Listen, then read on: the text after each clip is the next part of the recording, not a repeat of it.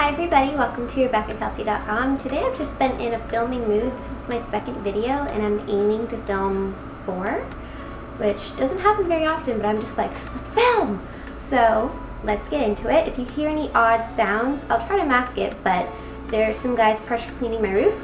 Hopefully you can't hear that. So today we're going to be doing a learning to live minimally update, and I haven't done one of these in quite a few months since I stopped doing my empties videos, so let me give you a little bit of a background. Basically, a few years ago, I realized that I was being heavily influenced by the beauty community that I was being part of on YouTube. When I started my channel, it was only beauty content. And because of that, and because of everything that I was watching, I was kind of buying, and getting into the mode of I need 12 lipsticks, I need 30 eyeshadows, even though I barely wear any. And you know, that kind of mindset.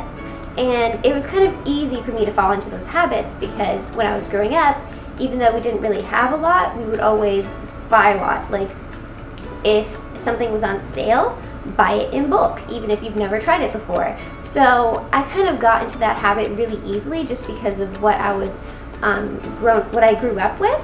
And then also when I was in high school and I had my first job, I was like, money is fun, and I kind of bought something on almost every shift that I had because I worked in the beauty department. So I was just like, I'll try this time. Like, it was a bad habit. So when I realized how bad it was getting and how much stuff I had accumulated, especially in beauty and hygiene realm, I knew it had to stop. So I set myself to doing Project 10 Pan, which means you can't buy anything unless you complete 10 items. And then I did a whole bunch of empties. And that is where you accumulate in a box just a bunch of empty products, and you don't buy anything in that category until you finish up that category of products. Like, I had like 5 body washes, so I wouldn't buy any body wash until I completed all 5 of those. And then I would do videos sharing with you my thoughts on all of the products that I finished and whether or not I repurchased one of them when I was done with that category. So I did that for quite a few months, and it was really helpful for me to kind of learn to use up everything that I was doing, be better for the environment and not wasteful by having 12 when one will do, and those kind of things. And it was also just good for my wallet to get into the habit of that, and it was really accountable for me to share those products with you because then I knew I would have to account for whether I kept with my goals or not. So since I moved, I was able to whittle a lot of things down, and now I have Beauty Armoire is a lot more organized, has significantly less products, but there's still, you know, some room for improvement, especially in hair and moisturizing body products.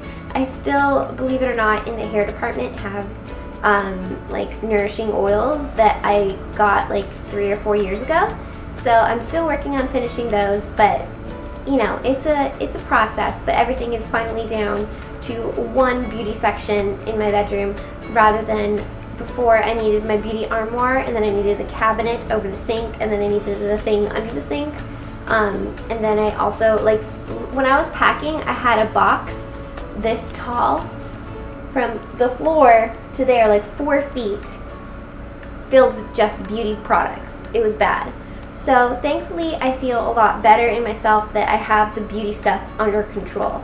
And that was my main issue with my Learning to Live Minimally resolution, was that I was trying to tackle specifically more so my beauty clutter and having just one thing in a category or around that age. Because, you know, like when it comes to lip products, I do think 4 is necessary, but I don't think 12 is. So, you know, there's a little wiggle room when it comes to like makeup and things like that, but I am so happy with the fact that I am not wasting all of my money on things that I don't use and don't need, and they end up expiring before I actually get to use them.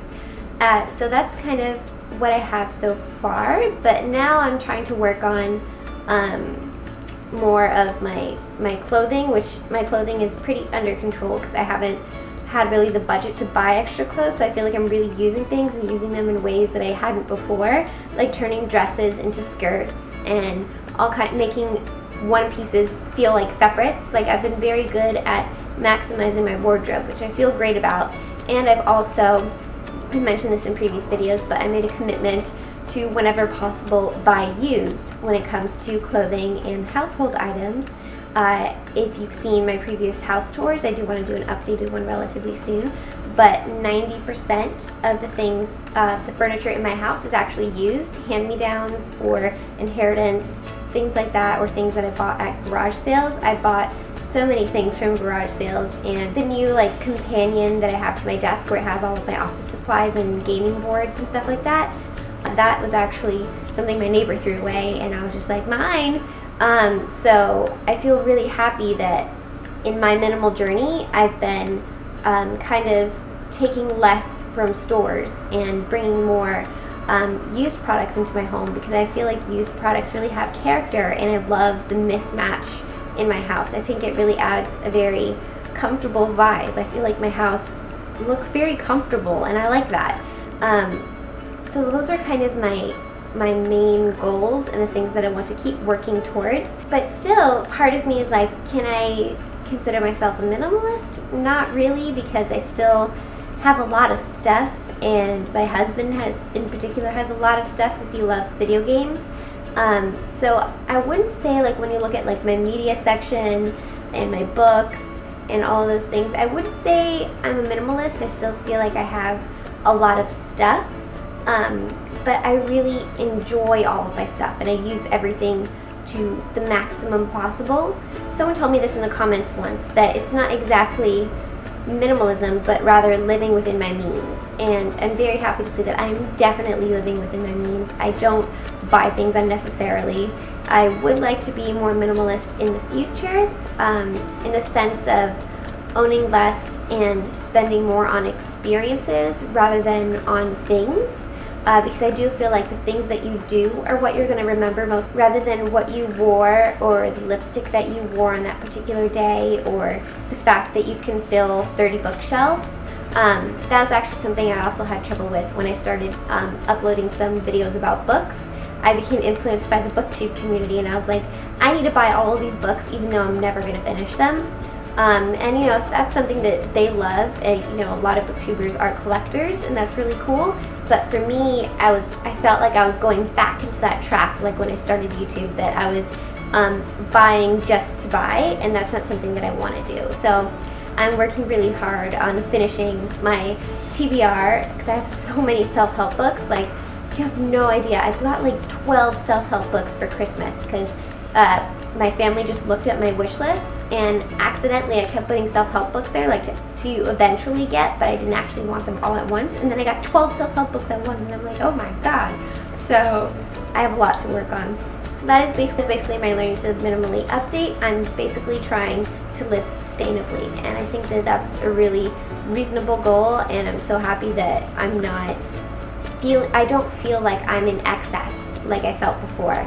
So that's something I'm really happy about. So what do you guys have to say about minimalism? I have a new update on my blog of 5 different tips that I'm going to try to do to add more to my minimalist lifestyle. Like I've been using mostly reusable napkins rather than paper. What is your opinion on minimalism and sustainability and just your spending habits? I'd love to have a conversation with you about that. So let me know that in the comments, and I'll see you very soon. Don't forget to subscribe and like this video if you want to see more minimalism updates. And I'll see you very soon. Don't forget that kindness is the best accessory. Goodbye.